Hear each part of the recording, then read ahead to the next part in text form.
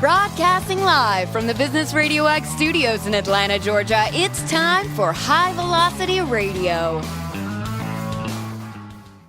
Welcome to the High Velocity Radio Show, where we celebrate top performers producing better results in less time. Stone Payton, Lee Cantor here with you this afternoon. A studio full of guests. We even have some folks in the gallery, a little paparazzi.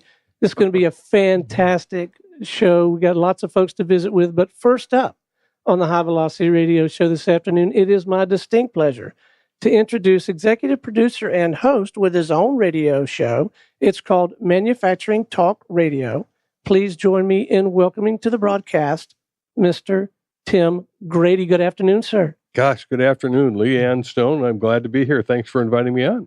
Well, Tim, can you share a little bit about Manufacturing Talk Radio? What are you doing for folks? Well, Manufacturing Talk Radio was birthed by my co-host up in New Jersey, who happens to own All Metals and Forge Group. It's a manufacturer, and he was trying to find something different to do that his competitors couldn't copy. Mm-hmm. So at 2:30 in the morning, he woke up and started searching the internet for radio. Right. And he called me at 8:30 in the morning, said, I'm glad you weren't up at 2:30 because I was going to call you. He said, what do you think about radio? I said, sounds like a great idea. 2 weeks later, we were on the air, and our mission is to really take information to manufacturers to help them with manufacturing. All kinds of aspects that go on in manufacturing. So that's our mission, is to help them understand where the industry is going, what are the trends, what's the forecast, what's happening in manufacturing. So now, have you learned anything? We have learned a bunch of stuff outside of what we knew from the forging industry. One of the big exciting areas for young people to get into, not just manufacturing itself, but is supply chain. Mm-hmm. It turns out that supply chain used to be a back office basement job, and that's where you really worked on supply chain. Now it's a C-suite operation. Wow. And they may send you to Malaysia, Asia, Australia, wherever your suppliers are, to check them out. So it's a very exciting place to be for young people. Now, how is manufacturing doing kind of as a job source for people in America? Well, it's interesting, Lee, and I'm glad you asked the question, because a lot of people have the perception of manufacturing from the 1950s. Dark, dirty, dangerous, declining. Those are really the four dirty D's of manufacturing. And those have all gone away. Manufacturing now is automated.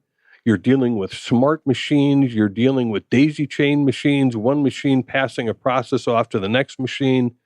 Very high tech. And we have been to a Fab Tech, which is one of the big industry shows. And they have 1 million square feet of exhibit space for that show. And they have 12 million pounds of equipment they bring in, big, heavy iron machines. And you watch them work, and there are people in their 20s running those monsters with an iPad. Exciting to watch. But now, back in the day, manufacturing was a place where thousands and thousands of people had jobs. Is that just not the case anymore, since most things are automated? Well, that's what's happening, Lee.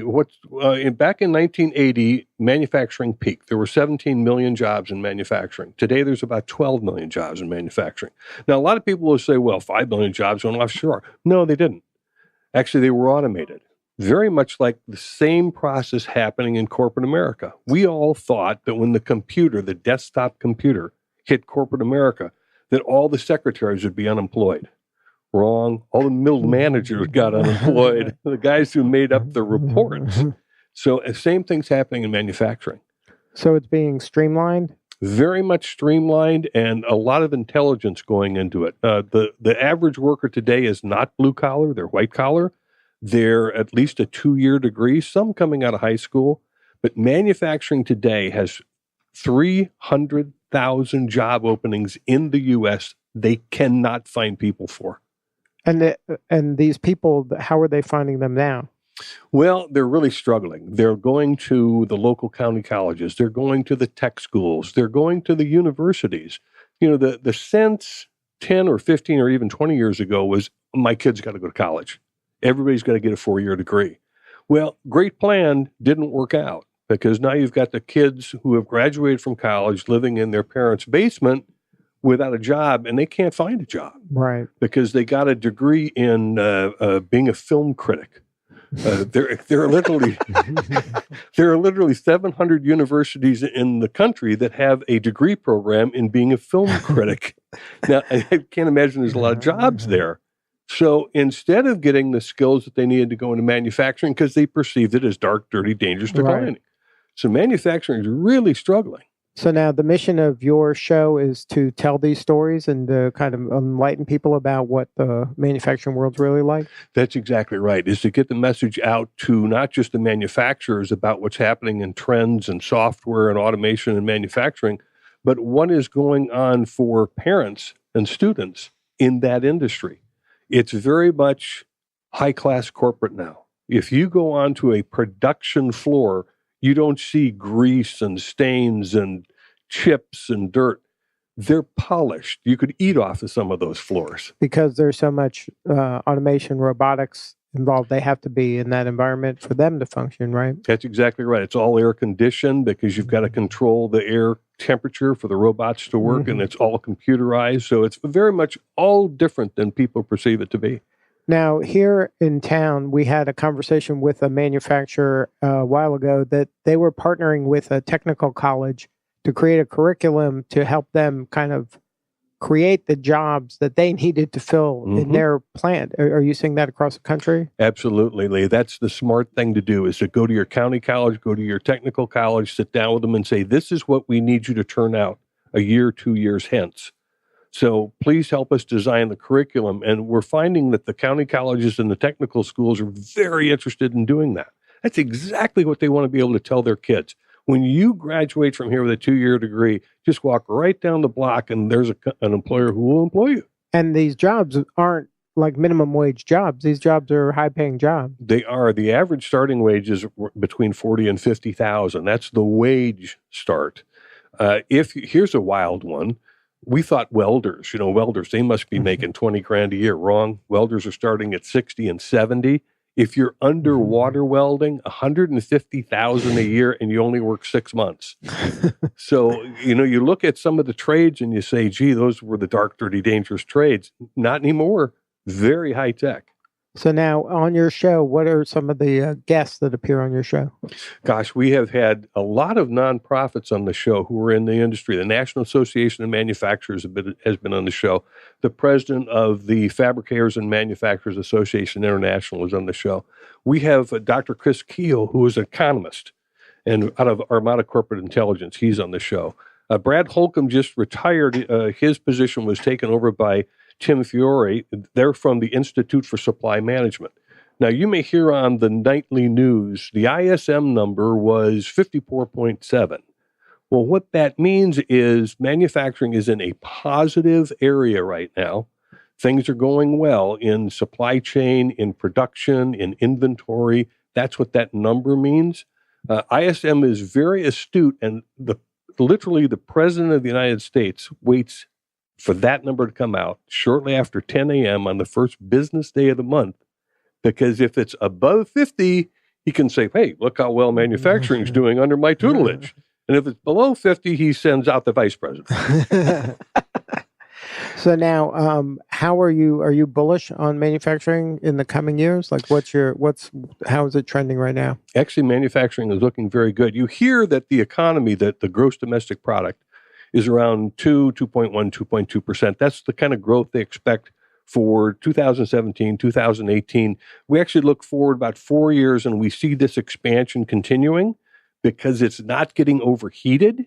Inflation is down. Growth rate is relatively modest. But if you pull manufacturing out just by itself and look at that GDP, it's around 3.1. Wow. So it's about a point higher than the melded rate.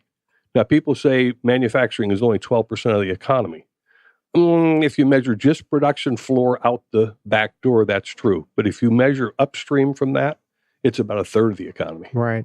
Now, are there some states doing better than others? There are. There are pockets of things that are doing well in the sector, and there are pockets that are really struggling. So it depends on where you're standing when someone says, oh, manufacturing is doing well, and you're going, I don't think so. But generally, manufacturing is really quite strong right now. Now, are you seeing more and more companies bringing manufacturing back to America, or they're still kind of in an outsourced mode? Very interesting. We had a gentleman on the show. He's one of our regular senior correspondents. He watches 18 purchasing managers indexes around the world. And he dropped a golden nugget right at the end of the show. And it was, if your labor rate, and the labor rate, by the way, in a manufactured good is only about 10 or 12% right now. We think it's much higher than that. It's really not. If your labor rate is higher than 15%, consider taking it offshore. If it's less than that, it makes no sense to take it offshore. You hear about reshoring and we're bringing jobs back to America. It's a zero-sum game. We haven't seen a lot come back. We're not seeing a lot leaving, and it's really driven by the economics of manufacturing. And so that means that if it's above 15%, you should consider going offshore? Yeah, it's very much an economic decision. Because you have the shipping and the hassle, the time and all that stuff. Oh, and you've got some wild cultural differences. Right. When you start doing manufacturing in China, when you sit down with people, they don't like to say no in China. So they're always saying yes. Now, the reality is they may be completely incapable of doing it, but they just said yes to the contract. You feel, we got this. You're high-fiving in the office. That's right. Until 6 months from now when you're looking for the stuff. That's exactly right. So now, what have you enjoyed most about the show? It's fun to talk to people in the industry, to see what's their feel for, how do they see it. I guess one of the things that we're looking at most about the industry and what's enjoyable about the industry is where it's going. Mm-hmm. I say to my kids, when I grew up, I watched a show called Star Trek. Came out in 1965 with Captain Kirk and Mr. Spock and all of that. And we looked at some of those devices and thought, oh, wow, those are so cool. Today, kids look at those devices and go, I can make that. And that is startling when you have conversations. And we've talked with high school kids and we've talked with young college kids. And right now, today, there are two companies developing the tricorder. That device that Dr. McCoy went over and read your vitals and everything. Two of those devices are in development right now. Expect to hit the market next year. Wow. So I wanted to ask a little bit more about the radio show. You have it in a studio or over the phone, but you'll go to trade shows and conferences, don't you, and cover some of those? We do. We are actually on the exhibit hall floor. Yeah. When we first did that, if you're in an exhibit hall, particularly at FabTech, and you've got 12 million pounds of machines doing something, there's a lot of ambient noise. And we thought it's just going to blow out the mics. No one's going to know what we're talking about. It turned out, with directional mics, that a lot of that ambient noise fades away, but it sounds really cool. Right. It sounds like you're actually broadcasting from a manufacturing operation. Uh-huh. So some of those shows are a lot of fun to broadcast from. I'll bet they are. So what are some of the kinds of shows that you've been to and some of the venues that you've visited? Well, the ISM show is all supply chain. Mm-hmm. That's always talking about where are you getting your inventory from, your parts from, your component parts from. Right. They hold that show every year. The other one that we've been at, FabTech. FabTech will be in Atlanta next year. This year it's in Chicago in November. Have fun with that. Yeah, right. That's a very neat show to be at. We've got one that's going off in Boston with AME. There's a number of shows now, exhibits reaching out to us to say, come broadcast from our exhibit hall floor, because sure. The most important thing for them is, exposure in the media, and CNN doesn't show up. Really?